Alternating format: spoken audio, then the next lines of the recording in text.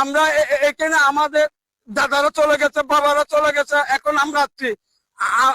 আমাদেরকে বাংলা দাদা অবৈধ ভাবে, এবং আমরা যদি এই প্রতিবাদ করতে গেলে আমাদেরকে মারধর করে। ইতিমধ্যে আপনারা কোনো অভিযোগ দিয়েছেন থানায়?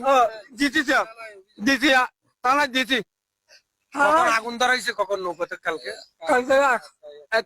একটাই।